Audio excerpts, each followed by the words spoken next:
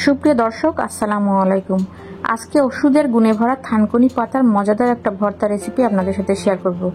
থানকুনি পাতা যে কতটা মহা ওষুধি গুণে ভরপুর তা হয়তো কারো অজানা নয়। ওষুধের গুণে ভরা হলেও অনেকেই তিতা স্বাদের কারণে এটা খেতে চায় না।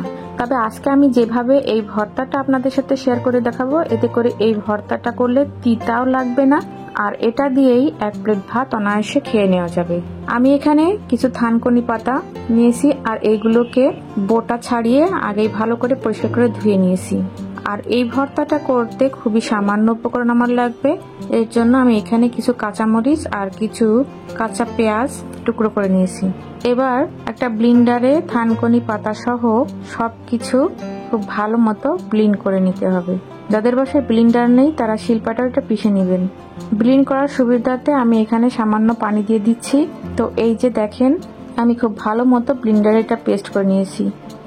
এবার চুলায় একটা প্যান বসিয়ে এতে দিয়ে দিচ্ছি 1/4 কাপ রান্নার তেল। আপনাদের হয়তো মনে হতে পারে সামান্য একটু থানকুনি পাতাতে এত তেল কেন ব্যবহার করছি। আসলে থানকুনি পাতার এই ভর্তাতে তেলের পরিমাণ একটু বেশি লাগে, আর বেশি তেল ব্যবহারে থানকুনি পাতার তিতা ভাবটা একদমই চলে যায়। তো এরপর থানকুনি পাতাটা ভালোভাবে সিদ্ধ হবার জন্য আমি ব্লিন্ডার জারটা ধুয়ে সামান্য পানি দিয়ে দিচ্ছি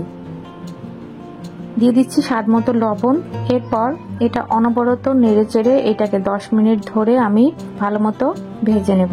ভাজতে ভাজতে যখন দেখবেন এর গা থেকে তেল ছেড়ে দিচ্ছে আর এটা প্যানের গা ছাড়া হয়ে সহজেই উঠে আসছে, তখন বুঝতে হবে ভর্তাটা খাওয়ার জন্য রেডি হয়ে গেছে।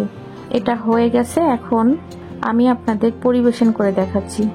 এভাবে করে এই ওষুধের গুণে ভরা থানকুনি পাতাটা আপনারা ভর্তা করে খেয়ে দেখবেন, আশা করছি আপনাদেরও ভালো লাগবে। রেসিপিটা এ পর্যন্তই। ভিডিওটি ভালো লাগলে লাইক, কমেন্ট, শেয়ার করে দিবেন। চ্যানেলটা সাবস্ক্রাইব করে পাশেই থাকবেন। সবাই ভালো থাকবেন, সবার সুস্থতা কামনায়। আল্লাহ হাফেজ।